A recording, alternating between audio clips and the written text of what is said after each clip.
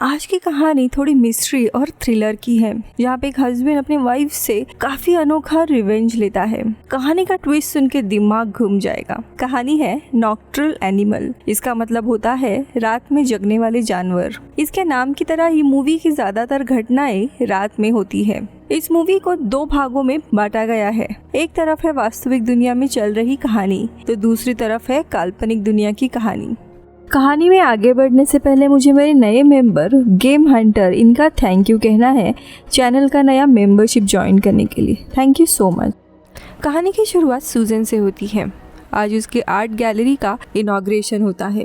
यहाँ पर अलग अलग प्रदर्शन लगाए हुए होते हैं और काफी जानी मानी हस्तियां आई होती है, लेकिन सूजन की नजर दरवाजे पर ही थी, क्योंकि उसका पति हैटन अभी तक आया नहीं था। हैटन एक बहुत ही बड़ा बिजनेसमैन था और आज वो अपने पत्नी के इनॉग्रेशन में भी नहीं आ पाया था। अब देखते ही देखते रात हो जाती है और सूजन घर लौट आती है।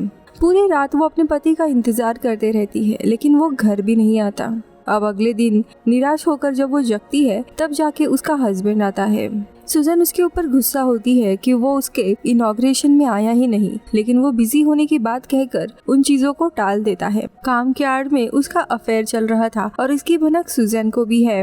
अपनी शादी से वो परेशान थी। अब इसी दरमियान एक हाउसकीपर आता है और सूजन को बताता है कि एडवर्ड नाम के एक आदमी ने आपके लिए ये पार्सल छोड़ा है। एडवर्ड सूजन का पहला पति। दोनों भी कॉलेज में मिले थे और 20-21 साल में ही शादी कर ली थी। अब उसी पार्सल के साथ सूजन उसकी यादों में डूब जाती है और इसी के साथ हम 19 साल पीछे जाते हैं। सूजन जब अपने घर के बाहर टहल रही होती है, तभी उसकी एडवर्ड के साथ मुलाकात हुई थी। एडवर्ड को देख वो बहुत ही ज्यादा खुश हो गई थी। बातों बातों में दोनों भी रात में डिनर पर डेट पे जाते हैं। यहाँ पे एडवर्ड सूजन को बताता है कि वो कॉलेज से ही उसे पसंद करता है और अपनी पूरी जिंदगी सूजन के साथ बिताना चाहता है।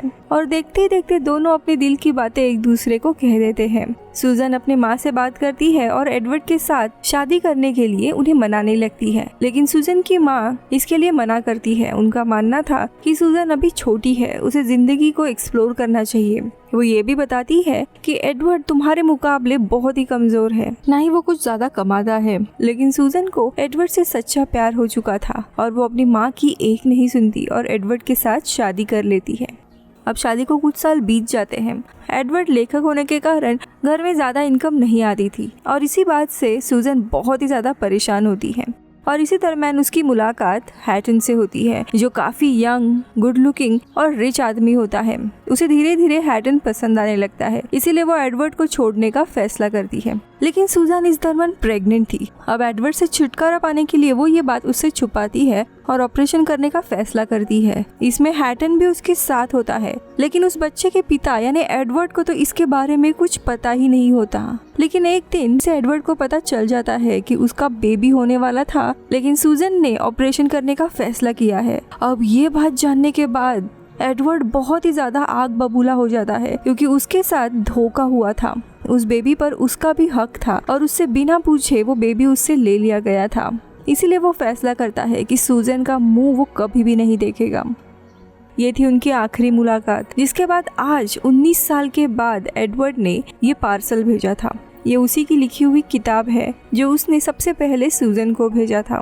किताब का नाम है नॉक्टर्नल एनिमल, जो वो सूजन को बोला करता था क्योंकि सूजन रात में सो नहीं पाती थी। अब उसी रात वो किताब पढ़ने बैठ जाती है।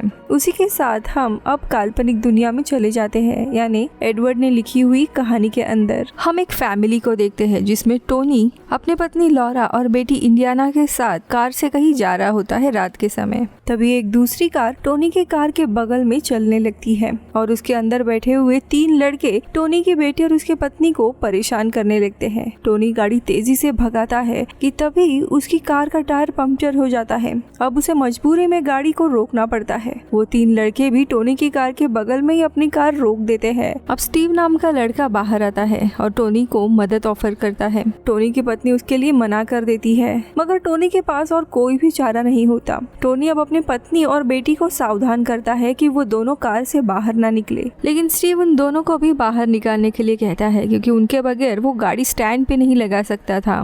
अब किस्मत का लाचार टोनी उन दोनों को भी कार से बाहर निकलने के लिए कहता है और उन दोनों के भी बाहर निकलते ही टोनी का डर सच में बदल जाता है। उन तीनों में से 2 आदमी मिलकर उसके बेटी और पत्नी को जबरदस्ती उनके कार में बिठाते हैं और तीसरा आदमी टोनी को पकड़ कर रहता है। उसकी पत्नी और बेटी जोर जोर से चिल्लाने लगती है, चीखने लगती है कि हमें बचाओ, मगर वो उन्हें वहाँ से उठाकर लेकर जाते हैं। तीसरा आदमी टोनी को उसी के कार में बिठाता है और सुनसान रेगिस्तान में जाकर धक्का दे देता है। वो आदमी कार लेकर वहाँ से भाग जाता है और टोनी लाचार होकर अपनी बीवी और पत्नी के लिए जोर जोर से चिल्लाने लगता है। इतनी कहानी पढ़ने के बाद सूजन की आंख भर आती है। वो कुछ देर के लिए किताब को रख देती है। अब अगले दिन सूजन का ऑफिस में काम करने का बिल्कुल भी मन नहीं लग रहा था। पिछली रात वो सोई नहीं थी और उसके दिमाग में उसी कहानी का दृश्य घूम रहा था। अब रात को सूजन वापस किताब लेकर बैठ जाती है और आगे की कहानी पढ़ने लगती है। कहानी में आगे देखते हैं, अगली सुबह वो लंगड़ाता हुआ रेगिस्तान से बाहर आ जाता है और एक अनजान घर के दरवाजे पर मदद के लिए दस्तक देता है। वहाँ जाकर टोनी पुलिस को कॉल करता है और सारी बात बताता है। उसके बाद टोनी एक होटल में रहने के लिए चला जाता है। अब उसी रात पुलिस की तरफ से उसे फोन आता है। पुलिस उसे खबर देती है कि उसकी गाड़ी रेगिस्तान में मिली है, लेकिन उसके अंदर टोनी की बीवी और उसकी बेटी नहीं है। वो टोनी को पुलिस कॉप लेफ्टिनेंट एंडर्स का नाम बताते हैं, जो कि आगे की केस की छानबीन करेंगे। अब अगली सुबह टोनी और एंडर्स वो दोनों फिर उसी रेगिस्तान के अंदर छानबीन करने के लिए जाते हैं, लेकिन जैसे ही वो दोनों थोड़ा आगे बढ़ते हैं तो सामने ही 2 औरतों की लाशें जमीन पर पड़ी मिलती है। लाश देखने पर टोनी पूरी तरीके से टूट जाता है, क्योंकि वो लाश उसकी बीवी और बेटी की होती है। अब यहाँ पे कहानी पढ़ते पढ़ते सूजन के दिमाग में वो सभी दृश्य बनने लगते हैं और उसका दिल दहक उठता है। उसकी आंखों में आंसू भर आते हैं और वो तुरंत ही किताब को बंद कर देती है। कहानी का दृश्य इतना खौफनाक है कि सूजन भी उसके बारे में सोचकर डर जाती है। उसके मन में फिर से एडवर्ड के लिए प्यार जगने लगता है। इस बुक के साथ एडवर्ड ने अपना नंबर और ईमेल आईडी भी दिया था और मिलने की बात की थी, इसीलिए सूजन उसे मेल पे लिखती है कि हम ट्यूसडे को मिल सकते हैं। इसके बाद वो किताब पढ़ने लगती है। अब अगली सुबह एंडिस टोनी को पुलिस स्टेशन लेकर आता है और 3-4 मुजरिमों को पहचानने के लिए कहता है। टोनी उन सभी में से तीसरे लड़के लाऊ को पहचान लेता है, पर लाऊ टोनी को पहचानने से इनकार कर देता है। अब यहाँ पे स्टीव को भी अरेस्ट किया जाता है, जो इनके ही गैंग मेंबर्स में से था। गाड़ी में ही स्टीव की पूछताछ होती है, लेकिन यहाँ पे स्टीव इनकार कर देता है कि वो मुजरिम नहीं है, उसने किसी को भी किडनैप नहीं किया था। अब ये स्टीव को उसी घर में लेकर आते हैं जहाँ पे वारदात हुई थी और वापस पूछताछ की जाती है, लेकिन स्टीव वापस मना कर देता है। खैर, अब यहाँ पे स्टीव और उसके साथियों पर केस की जाती है। वही टोनी की जिंदगी में उथल पुथल मची हुई थी। एक ही पल में उसने अपने पत्नी और बेटी को खो दिया था।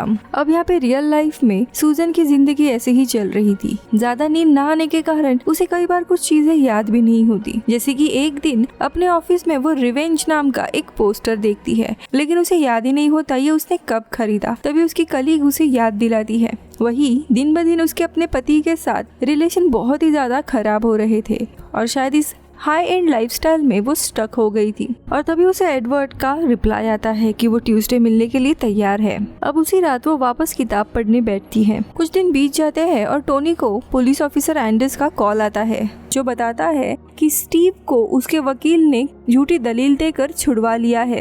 एंडर्स टोनी को सॉरी कहता है, क्योंकि वो उसके लिए अब कुछ भी नहीं कर सकता। उसके बाद वो टोनी को मिलने के लिए बुलाता है। दरअसल टोनी की हालत देखकर एंडिस को भी काफी बुरा लग रहा था। वो उसकी मदद करना चाहता है। वो बताता है कि मेरे पास ज्यादा समय नहीं है, मुझे लंग्स कैंसर हुआ है और ये केस मेरा आखिरी होगा और मैं मुजरिमों को सजा देना चाहता हूँ, इसीलिए इल्लीगल तरीके से तुम्हारी मदद करूँगा। टोनी भी मान जाता है और फिर वो दोनों तय करते हैं कि आज रात ही वो लोग स्टीव को खत्म कर देंगे। अब रात हो जाती है। टोनी जैसे तैसे स्टीव को और लाऊ को एंडिस के पास लेकर आता है। उसके बाद एंडिस टोनी को गन दे देता है और उन्हें मारने के लिए कहता है, लेकिन तभी अचानक से एंडिस को खांसी आने लगती है। अब मौका मिलते ही स्टीव और लाऊ वहाँ से भाग निकलते हैं, लेकिन एंडिस दौड़ कर आता है और टोनी के हाथ से गन छीनकर लाऊ को मार देता है। लाऊ अब मर चुका है, लेकिन स्टीव वहाँ से भाग रहा है।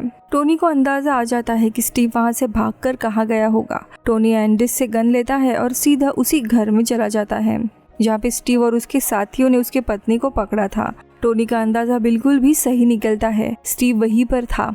टोनी उसे घर से बाहर निकलने के लिए कहता है। अब स्टीव वहाँ से जाते वक्त चुपके से एक रॉड उठा लेता है। अब टोनी के करीब आते ही स्टीव उसके पत्नी के बारे में काफी भला बुरा कहने लगता है, उसे दुख पहुंचाने लगता है। अब इस बात से टोनी को गुस्सा आ जाता है और वो स्टीव पर सीधा गोली चला देता है। गोली लगने के बाद स्टीव भी टोनी के मुंह पर डंडा मारता है और वो सीन उधर ही खत्म होता है।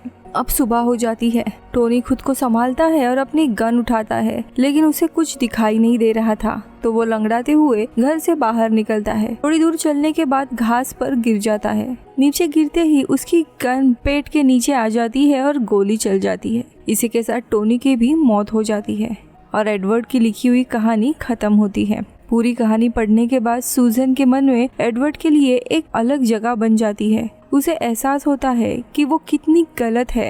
एडवर्ड की कहानियाँ दिल को छू लेने वाली है। अब ट्यूसडे की शाम को वो तैयार होकर एडवर्ड से मिलने जाती है। पहले तो वो पूरा मेकअप करती है, लेकिन बाद में उस मेकअप को पोंछ देती है, क्योंकि उसे एडवर्ड के सामने बिल्कुल वैसे ही जाना था जैसे पहली बार वो कॉलेज में उससे मिला था। उसे काफी डर लग रहा था, एक्साइटेड थी और काफी सारी फीलिंग्स एक साथ आ रही थी। 19 साल के बाद वो एडवर्ड से मिलने वाली है और उसने बुक जिस इंटेंसिटी से लिखा था, उसे लग रहा था कि एडवर्ड अब एक अलग इंसान है। वो शाम को अपनी कार में बैठकर रेस्टोरेंट में पहुंचती है और अब वो एडवर्ड के आने का वेट करने लगती है, लेकिन 5 मिनट का 15 मिनट हो जाता है, आधा घंटा हो जाता है, लेकिन एडवर्ड का कोई अता पता ही नहीं था। अब कुछ घंटे बीत जाते हैं। एक एक करके सारे गेस्ट भी रेस्टोरेंट से निकलने लगते हैं, लेकिन एडवर्ड आता ही नहीं है। उसे समझ नहीं आता कि एडवर्ड ने उसके साथ ऐसा क्यों किया, और तब उसे रियलाइज होता है कि ये बुक जो उसने उसके लिए लिखी थी वो दरअसल एडवर्ड का रिवेंज था। इस बुक में जो टोनी ये कैरेक्टर है वो दरअसल एडवर्ड ही दर्शाता है, जिससे अचानक से उसकी पत्नी और होने वाला बच्चा छीन गया था। एडवर्ड ने इस दुख में काफी साल बिताए थे और उसी से प्रेरणा लेके उसने ये किताब लिखी है। सूजन को आज एडवर्ड की बात याद आती है। उसने कहा था कि वो उसका चेहरा वापस कभी भी सूजन को नहीं दिखाएगा। सूजन की आंखों में आंसू आ जाते हैं कि उसकी इतनी अच्छी जिंदगी थी एडवर्ड के साथ, लेकिन उसने कभी भी एडवर्ड के काम को दिल से नहीं लिया और आज उसके हाथ में कुछ भी नहीं है। और यहीं पर मूवी खत्म होती है। उम्मीद है आपको ये कहानी पसंद आई होगी। मिलते हैं अपने अगले वीडियो में, तब तक के लिए बाय बाय।